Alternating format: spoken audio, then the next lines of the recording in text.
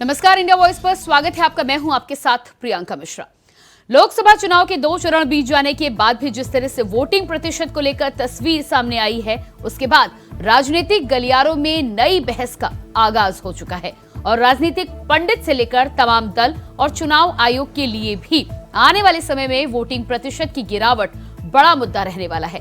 जिसके बाद यूपी की 8 सीटों की बात की जाए तो जिस तरह से आंकड़ा बमुश्किल ही 50 से 55 तक पहुंचा, ऐसे में यूपी में बीजेपी और सपा एक दूसरे पर हावी होती हुई दिखाई दे रही हैं और सपा के समर्थकों का तो यहां तक कहना है कि शाम ढलते ढलते सपा के वोटर तो बढ़े, लेकिन बीजेपी के ग्राफ में गिरावट का नतीजा कम प्रतिशत की तस्वीर है।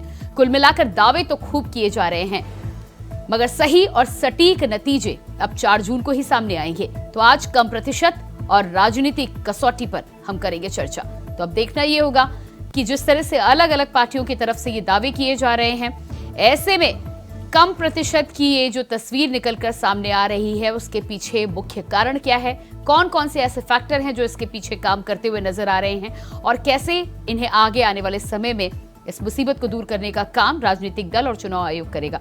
आपको कुछ आंकड़े भी यहाँ पर हम दिखा देते हैं। मथुरा में दूसरे चरण की वोटिंग की बात की जाए तो करीब 49% वोटिंग यहाँ पर दर्ज की गई है।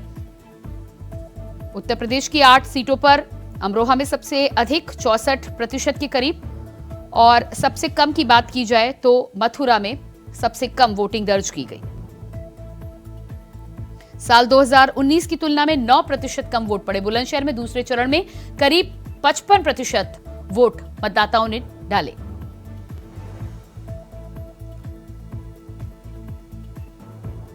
गाजियाबाद की बात करें तो दूसरे चरण में करीब 49% वोटिंग हुई। मेरठ में दूसरे चरण में करीब 58% मतदान 2024 में दर्ज किया गया।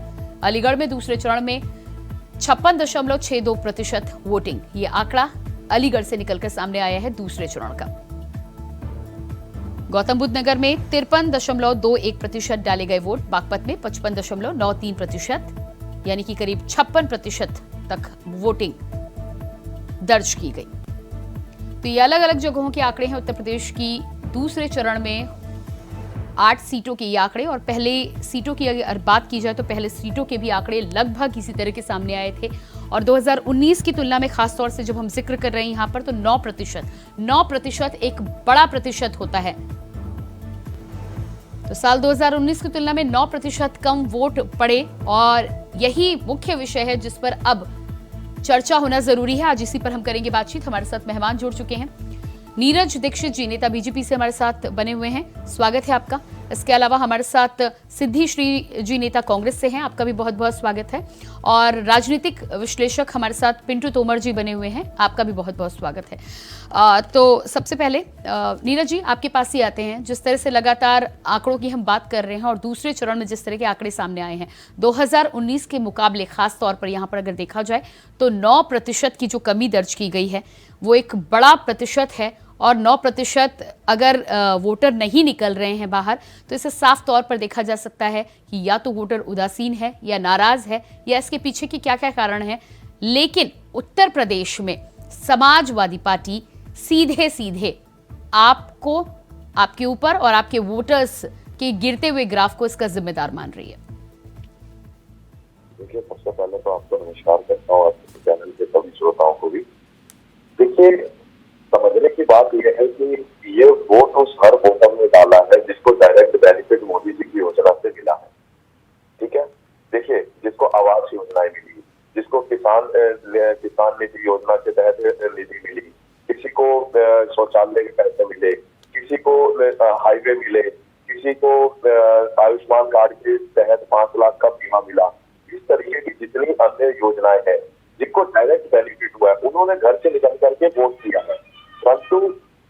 परंतु समझने की बात यह है कि इसके साथ साथ जब समाजवादी पार्टी और इनके जो कार्यकर्ता हैं वो नाराज है, क्योंकि उनको समझ में आ गया है कि समाजवादी पार्टी और कांग्रेस और अन्य दल पार्टियां जीत रही है। जो लोग खुश है मोदी जी की स्कीमों से, अरे लेकिन उन्होंने नीरज जी देखिए, आप अपने दावे तो गिना लेंगे, प्रचार प्रसार तो आप कर ही रहे हैं, योजनाओं का जिक्र भी आप बार बार अपने मंचों से कर रहे हैं, स्टार प्रचारक भी आपके तमाम हैं और अपील भी सभी बड़े नेता करते हुए नजर आए हैं।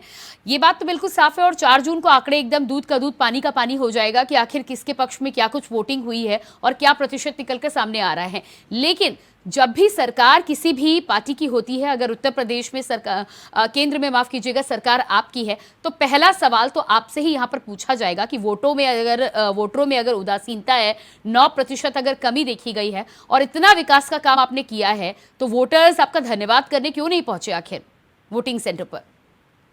देखिए, ये वही वोटर है जो कि धन्यवाद करने के लिए मोदी जी को वोट करने के लिए निकले हैं। मैं फिर दोहराना चाहता हूँ, जिनको अपनी अपनी संपत्तियों से प्यार है, जिस प्रकार से हमने देखा है कि कांग्रेस ने अपना मैनिफेस्टो निकाला है कि जब उनकी सरकार बन जाएगी तो 60% हमारे जो अधिकार के जो प्रॉपर्टी है उस पर एक मालिकाना हक छीन लिया जाएगा और अन्य दलों में बांट दिया जाएगा। अच्छा, तो उसकी नाराजगी की वजह से वोटर बाहर ही नहीं निकला, एक बयान की वजह से? नहीं, जो वोटर निकले हैं वो इसीलिए निकले हैं। मैं कह रहा हूँ जो वोट पड़े हैं वो इसी उसमें पड़े हैं कि कम से कम हम अपने मोदी जी को तो जितवा दें।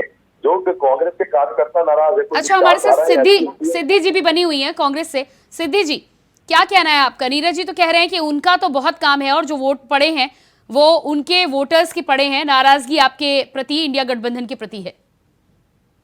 देखिए, इंडिया गठबंधन के ही लोग जो थे, जितने लोग वोटिंग करने पहुंचे हैं वो गठबंधन के ही लोग हैं, क्योंकि वो युवा है, महिलाएं हैं, किसान हैं, मजदूर हैं, सब छात्र छात्राएं हैं। लाठी डंडे खाए हैं इन्होंने। ये जिस प्रकार से दांत निकाल रहे हैं ना, इनको पता है ये जो झूठ फैला रहे हैं हमारे मैनिफेस्टो में, ये कहीं भी नहीं है कि कोई किसी की संपत्ति किसी को बांट देगा। ना मंगलसूत्र की बात कही गई, ना मुसलमान की, ना मछली की, ना मुर्गे की। ये लोग झूठ फैलाते हैं और प्रधानमंत्री नहीं, लेकिन देखिए सिद्धि जी हाँ। अपने मंच में झूठ फैला रहे हैं, अनर्गल बात कर रहे हैं। इंटरनेशनल मीडिया ने भी इनकी बातों को गंभीरता से लिया है। नहीं, लेकिन देखिए सिद्धि जी मेरा सवाल सुनिएगा। सिद्धि जी, पहले मुझे बीच में कुछ बोल लेने दीजिएगा, फिर आप जवाब दीजिएगा। वोटर्स की अगर हम बात कर रहे हैं, वोट प्रतिशत की अगर हम बात कर रहे हैं, तो किसके पक्ष में कितना वोट पड़ा है वो आंकड़े तो 4 जून के बाद आएंगे और आपको साफ तस्वीर निकलकर सामने आएगी। लेकिन यहाँ पर कम वोटर्स प्रतिशत किसके पक्ष में आया, अगर इसको हम किनारे कर भी दें तो 9% कम मतदान, यानी कि वोटर की संख्या ही कम हुई है पोलिंग बूथ पर।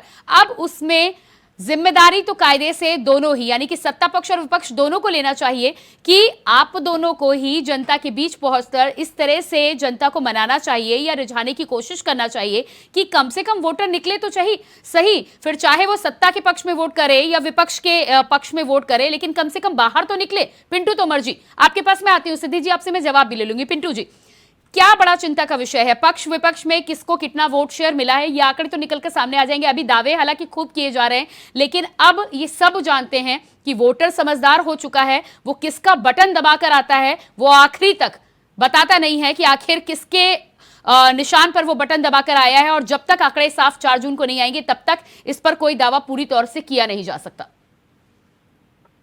जी देखिए, बिल्कुल आप सही कह रही हैं प्रियंका। कुछ सालों पहले तक 2 राजनीतिक पार्टी हिंदुस्तान में होती थी जिसका वोटर साइलेंट होता था, और जब पेटियां खुलती थी, बैलेट पेपर खुलते थे, उसके बाद पता चलता था कि सरकार किसकी बन रही है, वोटर ने किसको वोट दिया है। हालांकि जो प्रथम और दूसरे चरण के 2024 के लोकसभा चुनाव का वोट पड़ा है, इसको लेकर चिंता का विषय है, क्योंकि लगातार मतदान प्रतिशत घट रहा है। हालांकि राजनीतिक पार्टी के नेता, कार्यकर्ता, दल वो अपनी सहूलियत के हिसाब से बयान दे रहे हैं। जिस तरीके से सत्ता पक्ष है उसका ये कहना है कि वोटर को पता है कि हम 400 प्लस जीतेंगे, इसलिए जो विपक्ष के मतदाता है वो लोग वोट करने नहीं आ रहे हैं। उनको ये पता है कि भारतीय जनता पार्टी नरेंद्र मोदी के नेतृत्व में 400 सीटों का आंकड़ा पा लेगी। वहीं अगर विपक्षियों की बात करें तो विपक्षियों का ये कहना है कि जनता जो है भारतीय जनता पार्टी से ऊब चुकी है, उनके मतदाता जो कोर वोटर थे उन्होंने ही वोट नहीं किया, जिस कारण से जो हमारे वोटर हैं उन्होंने वोट किया। ये तो खैर 4 तारीख में क्लियर हो जाएगा, लेकिन जो मुख्य 3 कारण नजर आते हैं, और खास तौर से अगर हम उत्तर प्रदेश की 3 सीटों की बात करें, जैसे मेरठ, गाजियाबाद और गौतम बुद्ध नगर, उसमें सबसे बड़ा मेन कारण ये था कि दिल्ली में उस दिन सार्वजनिक छुट्टी नहीं थी, जिसके चलते इन तीनों जिले के जो और लोकसभा सीट के जो लोग हैं वो अधिकतर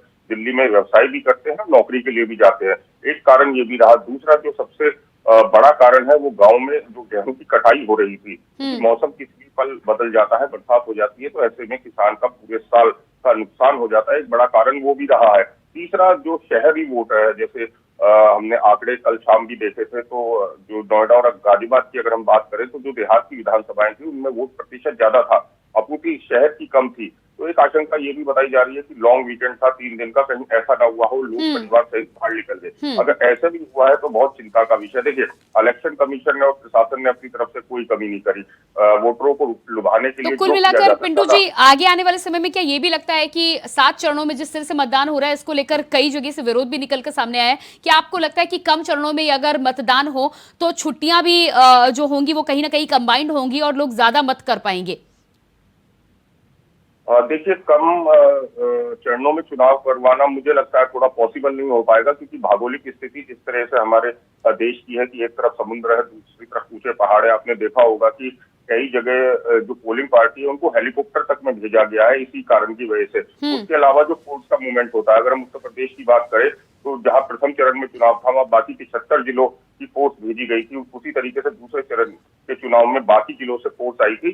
तो कम चरण में चुनाव करवा पाना तो मुश्किल लगता है देश की भौगोलिक स्थिति और सुरक्षा कारणों की वजह से।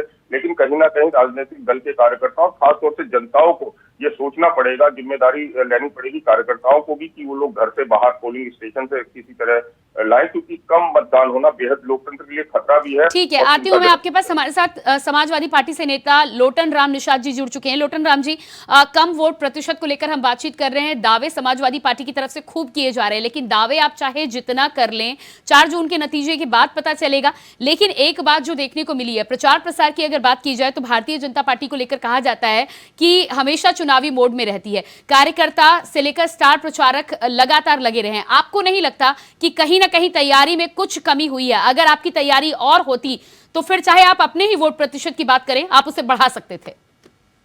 देखिए, वर्तमान परिवेश में अगर देखा जाए तो खेती किसानी का काम बड़ा जोरों पर चल रहा है। किसान जो है गेहूं की कटाई और मड़ाई के काम में लगा है और प्रतिकूल। अरे लेकिन लोटन राम जी, किसान तो फिर भी भारी मात्रा में आता है वोट करने के लिए। पिंटू जी अभी जिस तरह से बातचीत कर रहे हैं, शहर का वोटर नहीं निकलता है, जो तमाम लोग बाहर काम कर रहे हैं वो वोटिंग डाले नहीं है। किसान तो भारी मात्रा में फिर भी निकलता है। शहरी क्षेत्रों का मतदाता अगर बूथ पर नहीं जा रहा है तो वह हमारे इंडिया गठबंधन के लिए फायदेमंद है। अच्छा, और इस बार जो है कि पूरी तरह उत्तर प्रदेश में देखा जा रहा है। तो आप ये मान रहे हैं कि शहर का व्यक्ति आपको वोट नहीं करता? शहर का जो मतदाता जो भारतीय जनता पार्टी को अच्छा नहीं, लेकिन आप तो कह रहे हैं कि शहरी मतदाता अगर नहीं निकल रहा तो आपके लिए फायदेमंद है। इसका मतलब है कि शहर में आप ये मानते हैं कि आपकी पैठ नहीं है? नहीं, शहर में हमारा जो मुस्लिम वर्ग है जो है कि नीरज जी, इस पर जवाब दीजिएगा। वो मेरठ में भी देखिए मुस्लिम वर्ग के मतदाता जिस रेशियो में निकले होंगे, हिंदू मतदाता उस अनुपात में नहीं निकले हैं और पूरी तरह से माहौल। नीरज जी, लोटन राम जी जिस तरह से कह रहे हैं, कहीं ना कहीं जिम्मेदारी भी, अगर वो ये मान रहे हैं कि शहर में उनका वोटर नहीं है तो जिम्मेदारी आपकी भी बढ़ जाती है। और फिर ऐसे में अगर ये कहा जाए कि वाकई में आपका वोट प्रतिशत गिरा है तो ये गलत भी नहीं होगा। देखिए, इन लोगों ने हार पहले ही मान ली है, इसमें कोई दो राय वाली बात नहीं है। कभी इनके कैंडिडेट बदल दिए जा रहे हैं कि 3 से 3 बार कैंडिडेट बदले जा रहे हैं।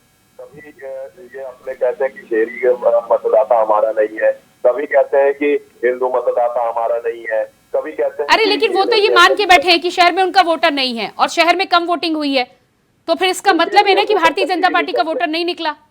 इनके वोटर कहीं भी नहीं है, ना गांव में रह गए हैं और ना शहर में रह गए हैं। इनके वोटर सिर्फ अपने परिवार में रह गए हैं। जितनी अपने परिवार से बाहर भागना शुरू करेंगे तो मुश्किल से कहीं ज्यादा वोट बढ़ जाएगा, अन्यथा इनके वोटर अब कहीं नहीं बचे हैं। जिस प्रकार से देश के अंदर ये लोग पाना चाहते हैं। अरे नीरज जी, 47% ही तो था ना आपका।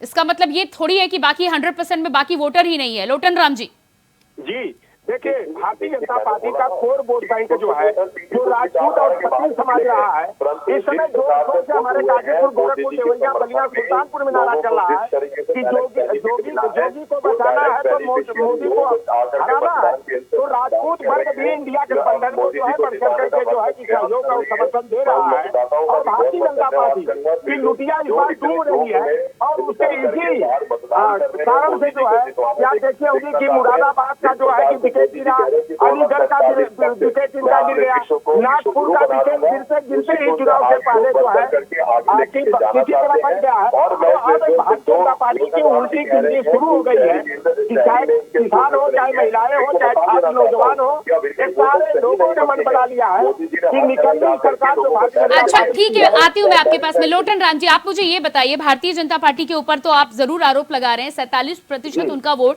बसपा का वोट भी पिछली बार 2019 में आपसे ज्यादा था, करीब 18-19% था, आपको 5 सीटें मिली थी। आप ये बताइए कितनी मेहनत आपने की और इस बार कितना वोट शेयर आएगा आपका, अगर आप इतना दावा कर रहे हैं तो? इस बार हमारा जो पीडीए फार्मूला है और जनता जो है कि लोकतंत्र संविधान को बचाने के लिए, आरक्षण को बचाने के लिए, और भारतीय जनता पार्टी ने हिंदुत्व के मुद्दे पर नहीं, मुझे प्रतिशत बताइए। आप कह रहे हैं आपका वोटर तो शाम तक बढ़ा है और आपकी इसमें कोई खामी नहीं है, भारतीय जनता पार्टी का वोटर नहीं निकला, तो अगर आपका वोटर बाहर निकला है तो कितने प्रतिशत तक वोट बढ़ पाएगा आपका? अब तक तो अंदाजा लग गया होगा आपको। अच्छी खासा में हमारा परसेंटेज बढ़ा है और भारतीय जनता पार्टी 2004 में, 2009 में जो उसकी उत्तर प्रदेश में स्थिति रही है, उसी स्थिति में यह सीमित हो जाएगी। इंडिया गठबंधन 70+ सीटें जीतेगा, इसलिए भारतीय जनता पार्टी बौखलाहट में है। अच्छा। और फिर एक बार सिद्धि जी, मुसलमान का मुद्दा वो बनाने के चक्कर में फंसी है। सिद्धि जी, उत्तर प्रदेश में बात कीजिएगा, एक सीट पिछली बार आपकी थी, आपके पास मौका था, 2024 का लोकसभा चुनाव था, क्या लगता है आपको? आप वोट प्रतिशत की बात करें तो कांग्रेस के आंकड़े में कितनी बढ़ोतरी करने के लिए कितनी मेहनत की गई और क्या टारगेट है? देखिए, पूरी मेहनत हुई है गठबंधन के साथ और फाइनल आंकड़े तो आपको 4 जून को ही पता चलेगा, अभी बढ़ेगा। अरे लेकिन तब भी आपका एंटीसिपेटेड तो कुछ होगा ना, पार्टी में बातचीत होती होगी, कोई स्ट्रेटेजिक मीटिंग होती होगी, कुछ तो होता होगा ना कि इतने को टच करेंगे, इतने का टारगेट है। बिल्कुल, टारगेट हमारा गठबंधन का साथ चल रहा है। हम गठबंधन पूरी तरह जीतेगा और जो काम हमने किए हैं, जो हमने नहीं तो कुल मिलाकर आपका टारगेट ही नहीं है। गठबंधन में आप दोनों साथ आ गए, सीटों पे बातचीत करते रहिए, टारगेट आपका है नहीं। अच्छा, सीटों पर बात कर दीजिए, कितनी सीटें? सिद्धि जी, देखिए, ये तो पता, बिल्कुल हम जीत लेंगे। अरे जीतेंगे तो आप ठीक है, जीतेंगे तो ठीक है, पता चल जाएगा, बहुत अच्छी बात है। कितनी सीटें हमारी? कितनी सीटें आप ये बताइए। नहीं, ये सवाल बार बार पूछा जा रहा है। आप 400 पार को लेकर कटाक्ष करते नजर आते हैं, कितनी सीटें आप मुझे ये बता दें। अब तो 2 चरण भी बीत गए, 5 ही बचे हैं। 400 पार से हमें क्या मतलब? 400 पार तो ना। अरे आपकी कितनी? मैं उसकी बात नहीं कर रही हूँ, आपकी कितनी? 17 की 17 सीटें बस। हम पूरी सीटें जीतने जा रहे हैं क्योंकि हमने मेहनत करी। हमने 70-80 सीटें हैं सिद्धि जी, 80। बिल्कुल ठीक है। हमारी आपने अकेले पूछी है, हम अकेले पूछे, गठबंधन की तो हम 80 सीट रहे हैं। अच्छा, बिल्कुल। तो यूपी में 17 की 17 आपकी पूरी आ रही है? बिल्कुल आ रही है। पिंटू जी, क्या कह रहे हैं आपका? रायबरेली और अमेठी जो पारंपरिक सीट थी, वहां से वो कांग्रेस के खाते में गई और अभी तक उम्मीदवार का घोषणा नहीं हुई है।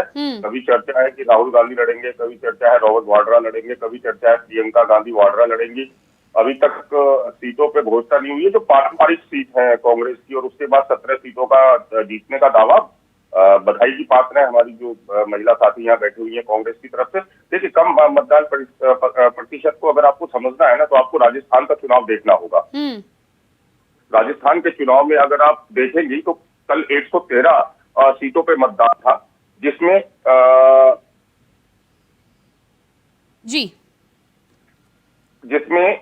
करीब 135 जो विधानसभा सीट है वो आती है उसके अंदर। और 135 विधानसभा सीट आने से उसमें आप ये समझिए कि 35 सीटें जो है जो बीजेपी की थी उसके अंदर, उसमें 5% घटा है। वहीं 8 सीटें जो थी वो कांग्रेस की थी और उस पर भी 5% घटा है। तो इससे ये अंदाजा लगाना मुश्किल है कि जो कम मतदान प्रतिशत हुआ है तो उससे किसको फायदा हुआ है, किसको नुकसान हुआ है। क्योंकि राजस्थान में 13 सीटें जो है वो एक तरीके से परफेक्ट एग्जाम्पल है ये बताने के लिए कि अगर मतदान प्रतिशत कम हो रहा है तो ये कह पाना बहुत मुश्किल है कि क्या वो बीजेपी के फायदे में जा रहा है या कांग्रेस के फायदे में जा रहा है या किसी और के फायदे में जा रहा है। एक बार फिर स्पष्ट कर दूं, 13 सीटों पे चुनाव हुआ था जिसमें 104 विधानसभा लगती है, जिसमें से 35 बीजेपी के पास है।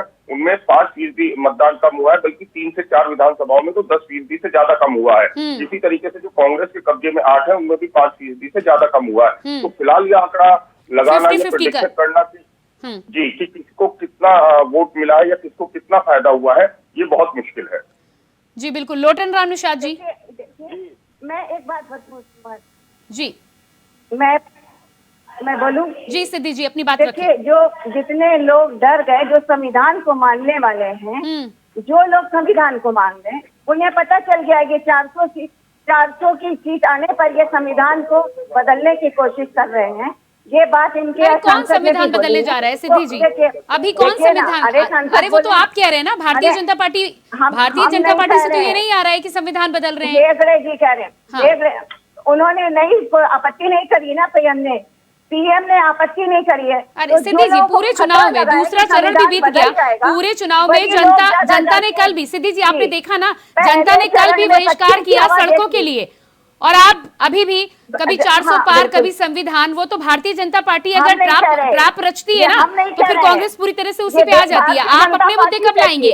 आप अपने मुद्दे कब लाएंगे? लोटन राम जी, है ना, ये हम मैनिफेस्टो दिए है ना, जो गलत बोलते हैं, जिसको उन्होंने गलत बात करके राजस्थान में हो, उन्होंने कहीं पे भी बोल रहे हैं, ये भारतीय नरेंद्र मोदी जी और गलत बयानबाजी कर रही है। अच्छा सिद्धि जी, आती हूँ मैं आपके पास। लोटन राम जी, 17 शिकायतें चुनाव आयोग ने दर्ज कराई। तो सांसद लल्लू सिंह है, इस तरह की गलत बात बोलते हैं, उनका बयान का नारा बीजेपी दे रही है, हम नहीं दे रहे हैं। ये जनता विरोध कर रही है। 400 पार हो जाएगा तो संविधान बदल दिया जाएगा। अच्छा सिद्धि जी, आती हूँ मैं आपके पास में, आती हूँ एक एक करके। लोटन राम जी अपनी बात रखिए। अब देखिए, भारतीय जनता पार्टी में दो मुही बात की जाती है।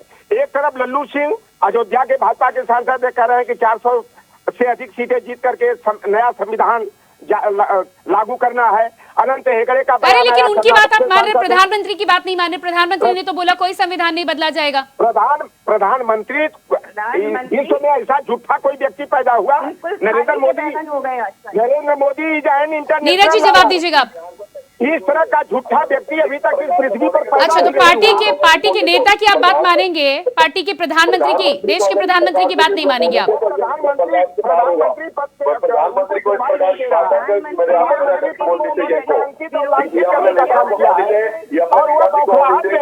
जिसमें प्रतिपक्ष के नेताओं को डरा धमका रहे हैं, जेल में डाल रहे हैं, ईडी सीबीआई लगा रहे हैं। 4 जून के बाद इन लोगों को भागने क्या जगह नहीं मिलेगा। संभाग की खाड़ी में नरेंद्र मोदी और अमित शाह जगह ढूंढेंगे, कहाँ हम छिपे? जो आप बोल रहे हैं वही काटोगे।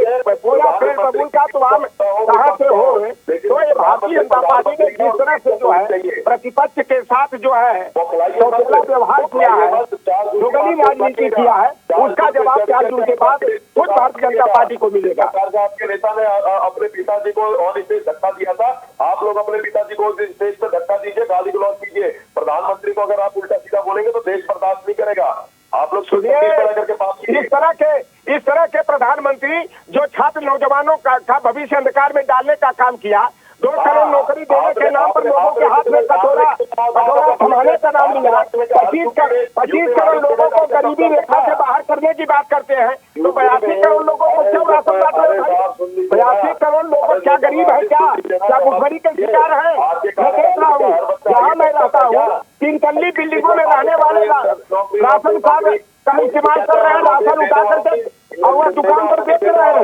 ये भारतीय जनता पार्टी निकम्मी सरकार है, जो संविधान का गला घोटने का काम किया है, लोकतंत्र को कलंकित करने का काम किया है भारतीय जनता पार्टी आरएसएस की सारी। अच्छा ठीक है, आप मान अगर रहे हैं, ठीक है। लोटन राम जी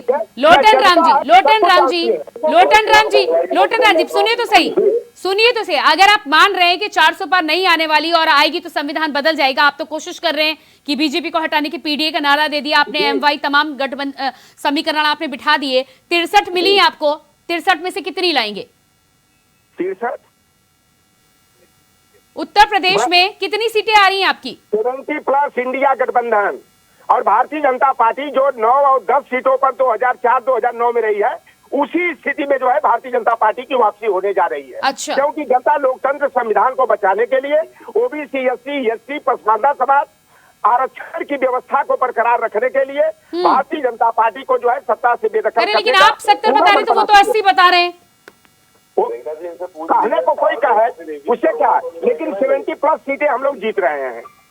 पिंटू जी, क्या लगता है आपको, क्या लगता है आपको? दावे तो किए जा रहे हैं, हालांकि अभी हम सिर्फ शंका पर और किस तरह का रिजल्ट आएगा उसी पर बातचीत कर सकते हैं, क्योंकि आंकड़े तो अभी हमें से किसी के पास उपस्थित है नहीं, उसके लिए 4 जून का इंतजार करना पड़ेगा। लेकिन क्या लगता है आपको कि विपक्ष जिस तरह से बातचीत कर रहा है और जिस तरह से लगातार शुरू से बोला गया कि बीजेपी की सरकार हटाएंगे, मोदी को हटाना है, उस तरह से मेहनत की गई थी और वोट प्रतिशत के साथ सीटों में उसे तब्दील करने में कामयाब हो पाएंगे?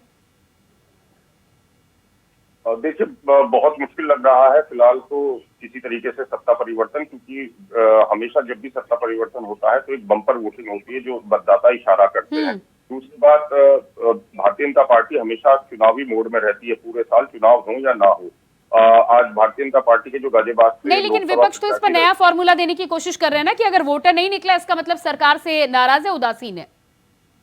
जी, मैंने थोड़ी देर पहले कहा था इस चर्चा में प्रियंका कि नेता जो है अपनी सहूलियत के हिसाब से, भारतीय जनता पार्टी के नेता अपनी सहूलियत के हिसाब से ये कह रहे हैं कि हम 400+ आ रहे हैं, इसलिए जो विपक्षी दल के मतदाता हैं वो मान के बैठे हैं, वो मतदान करने नहीं आ रहे। वही विपक्षी दल ये कह रहा है कि जो बीजेपी का कोर वोटर है वो उससे नाराज है, उदासीन है, इस वजह से वो वोट करने नहीं जा रहा, इसलिए मतदान प्रतिशत घट रहा है। मैं बात करता हूँ मेहनत की और प्रचार की। नरेंद्र मोदी और उत्तर प्रदेश में योगी आदित्यनाथ, जब चुनाव की घोषणा नहीं हुई थी तब से, अगर हम योगी आदित्यनाथ का एक कार्यक्रम देखें तो एक दिन में वो 3 जिले कवर करते हैं। आज की तारीख में भी जब चुनाव है और चुनाव की जब शुरुआत हो गई थी, आहट हो गई थी कि चुनाव होगी, हालांकि इलेक्शन कमीशन ने घोषणा नहीं करी थी। दूसरी बात, अगर हम गाजियाबाद की करें तो खुद नरेंद्र मोदी यहाँ आकर उन्होंने रोड शो किया था। राहुल गांधी और अखिलेश यादव आए और 5 स्टार होटल में प्रेस कॉन्फ्रेंस करके, और उस प्रेस कॉन्फ्रेंस में भी वो लोग आए थे जिनको दिल्ली से जो पत्रकार आए थे सिर्फ उनका जवाब दिया गया था और किसी का जवाब नहीं दिया गया था। वो प्रेस कॉन्फ्रेंस करके चले गए थे। इस बात को बीजेपी ने बड़ा मुद्दा बनाया था। तो मेहनत से अगर हम बात करें तो कहीं ना कहीं, ठीक है, समय मेरे पास नहीं है। लोटन राम जी, छोटा सा फाइनल कमेंट। जी देखिए, राजनाथ सिंह जी परसों लखीमपुर खीरी आए, मैं उपस्थित था। वहां पर जनता जो है कि उनको सुनने के लिए नहीं गई, और राजनाथ सिंह जी का कहना था कि प्रत्याशी के नाम पर नहीं, नरेंद्र मोदी के नाम पर वोट देना। अच्छा, ठीक है। अरे आपके नेता तो जनता के बीच ही नहीं गए। ठीक है, समय नहीं है। नीरज जी, छोटा सा फाइनल कमेंट। लोटन राम जी, समय नहीं है। लोटन राम जी, समय नहीं है। नीरज जी, बहुत छोटा सा कमेंट। देखिए, भारतीय जनता पार्टी श्री नरेंद्र मोदी जी के नेतृत्व में सरकार बनाने जा रही है। लोग देश के लिए बढ़ चढ़ कर ठीक है, ठीक है। सिद्धि जी, लोग परिवारवाद, सिद्धि जी, बहुत छोटा, एक लाइन में फाइनल कमेंट। सत्ता विरोधी लहर चल रही है। अभी तोमर जी कह रहे हैं कि 5 स्टार होटल में कॉन्फ्रेंस हुई तो वो 8,000 करोड़ के हवाई जहाज में उड़ रहे हैं, और हवाई जहाज जो हवाई चप्पल पहनने वालों के लिए हवाई जहाज का तो क्या रेलगाड़ी का भी इंतजाम नहीं है। सड़कों पर भी तो उतरिए ना, सड़कों पर हवाई जहाज की क्या जरूरत है। ठीक है, बहुत बहुत धन्यवाद आप सभी का। नीरज जी, सिद्धि जी, पिंटू जी और लोटन राम जी, बहुत बहुत धन्यवाद जुड़ने के लिए। तो जिस तरह से लगातार कम प्रतिशत को लेकर एक तरफ ये चिंता का विषय है तो दूसरी तरफ राजनीतिक गलियारों में बहस भी छिड़ चुकी है।